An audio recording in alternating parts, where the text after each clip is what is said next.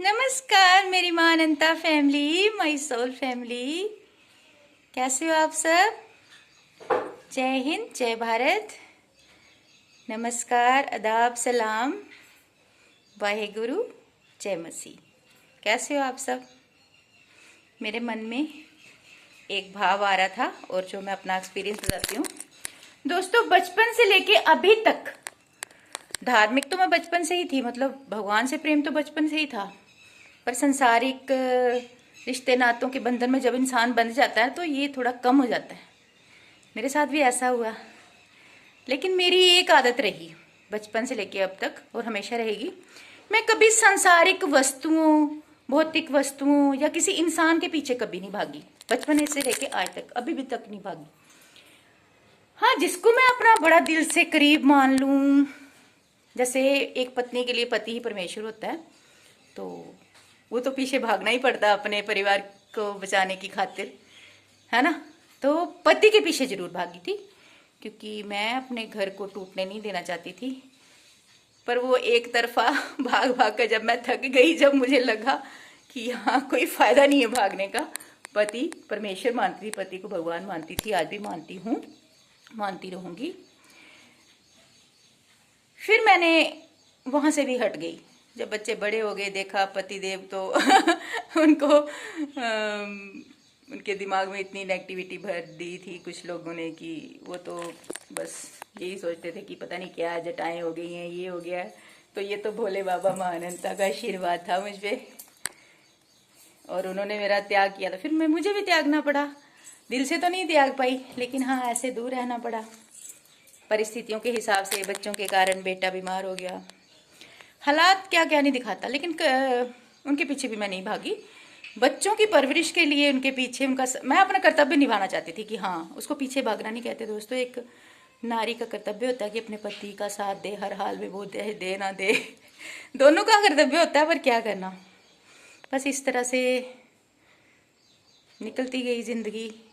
और रही बात भौतिक वस्तुओं और जरूरतों की, वो माता रानी अपने आप ही पूरी कर जाती थी बिना मांगे। कोई ना कोई ऐसा जरिया बना देते थे। मेरे मम्मी पापा सपोर्ट कर देते थे, सिस्टर सपोर्ट कर देती थी, तो किसी चीज़ की इन्होंने कभी तंगी नहीं आने दी। थोड़ी होती है तंगी, होती है, मतलब परीक्षाएं तो भगवान लेते हैं, लेकिन हाँ, किसी के आगे, खासकर पापियों के आगे सिर नहीं झुकाने दिया। जिन्होंने मुझे डोमिनेट करना चाहा, जिन्होंने मुझे मेरी सेल्फ रिस्पेक्ट को तोड़ना चाहा, मेरी जिंदगी में लाखों तूफान ला दिए, उनके आगे मुझे झुकने नहीं दिया माँ ने। झुकती हूँ मैं सत्य के आगे, प्रेम के आगे और अपने परमात्मा के आगे, और उन सब रूहों के आगे जो परमात्मा को मानती हैं। जैसे आप सबको मेरा नमस्कार तहे दिल से। ये मेरा अनुभव शेयर कर रही हूँ कि मैं कभी भौतिक वस्तुओं के पीछे नहीं भागी, ना ही किसी इंसान के पीछे, ना ही भागूंगी। चाहे मेरे रिश्तेदार हों, दोस्त हों, प्रेमी हो कोई प्रेमी तो बड़े पैदा हो जाते हैं, मैं खुद शौक हूँ माँ।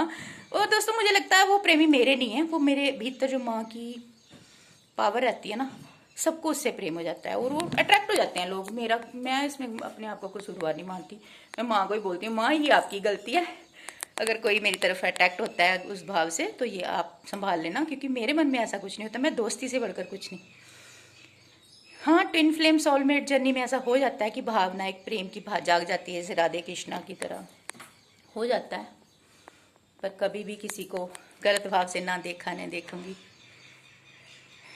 मैं फिजिकली सबसे दूर रहना चाहती हूँ।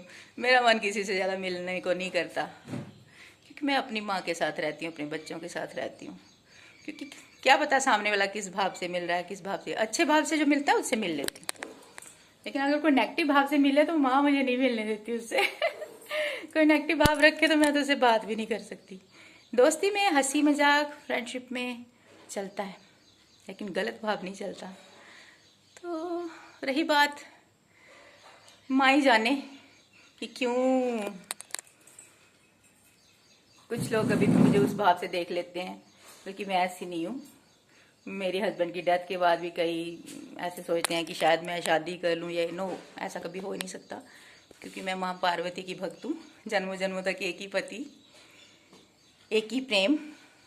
ट्विन फ्लेम यात्रा में हूँ मैं।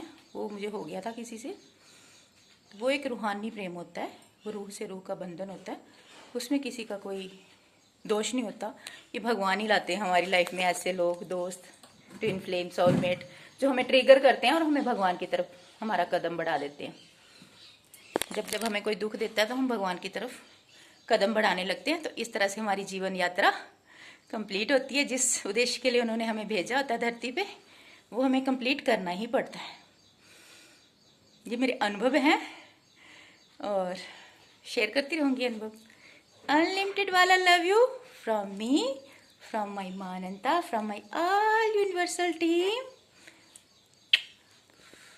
इन हवाओं में, फिजाओं में, धरती में, आसमान में, इन वादियों में, बरसात की बूंदों में, श्रावण मास भी आ रहा, भोले बाबा तो खूब प्यार बरसाएंगे हम सब पे, है ना।